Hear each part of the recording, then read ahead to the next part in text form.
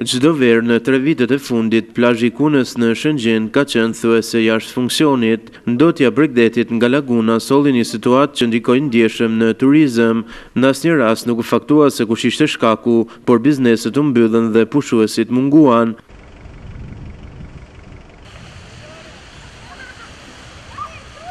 Në lidhje me këtë çështje u zhvillua një takim ku u thirrën të gjithë aktorët dhe ekspertë të fushës. Prefekti i Lezhës Gjokjaku kërkoi që të identifikohet shkaku i ndotjes dhe të jepet zgjidhje kësaj problematike. Duket se ka një problem në lidhje me gjendjen aktuale të lagurave, por edhe për problemin që pason pas tij për shkak të ndotjes së Bregdetit dhe bojkotimit nga pushues dhe bizneset të kësaj vije lineare nga ura Mërxhanit e deri lart afërsisht me Shlinin. Mjedisorët janë të mendimit se Lumi Drejnë është shkaktari kryesor i ndotjes, ndërsa në të njëjtën linjë ishte edhe kryebashkiaku i Lezhës Pirin Dreu. Dalim përfundim që ne të revitalizohet drini i Lezhës në temin e përmirësohet gjithë jeta e Lezhë, e fushës edhe e kompleksit lagunor që është një pasuri shumë e madhe. Me këtë e kemi parasysh se në gjithë analizat dhe raportet tona që bëjmë, treguesi kryesor janë fenomenet e ndotjes. Krahas mbetjeve të ngushta janë ndotja e ujit që ka shkaktuar dëme që po shkojnë drejt vlerave jo normale dhe dëmtimit të gjithë treguesit të lagunës. E para gjë që duhet bëhet është që të shtohet sasia e ujit që hyn drejt. Qësa e drini duhet bëhet të vjerë era pak.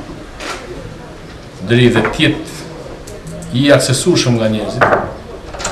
Për arsye të ndryshme, qoftë edhe për turizëm, duhet pse s'bën të ketë rrjedhë më shumë. Mundësia është, nuk e di për çfarë lloj arsye nuk është lobuar në këtë drejtim, sepse është një dhimbje kohe për Lezhën. Ulmi i ndotjes aty pasqyrohet në muajin korrik ose në verë.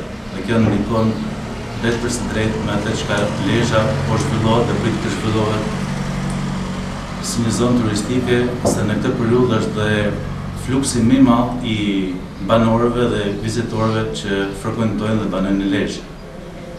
Çka përkthehet në një ndotje të ujrave të lagunës. Në këtë takim ishte pranishme dhe zëvendësministre e Brendshme Romina Kuko, e cila foli në lidhje me dhënien fund të kësaj situate. Cilat janë arsyet që ju mendoni se kanë ndikuar mbi atrofizimin e kësaj lagune? Në mënyrë që ne të kemi pastaj një plan të posaçëm rehabilitimi, të shikojmë cilat janë ndërhyrjet e nevojshme, të domosdoshme, cila është hallka që nuk ka funksionuar, sa buxhet do duhet të alokohet për të, sepse ne vërtet flasim, po në fund të ditës ajo ka një faturë, e cila duhet të shpërndahet mes institucioneve përgjegjëse. Për shkak të problematikës është kërkuar një tjetër takim, kësaj radhe në rang ministrish, pasi është dalë në konkluzionin se ndotja e lagunës është shkaku i situatës së krijuar dhe në Bregdetin e Kunës.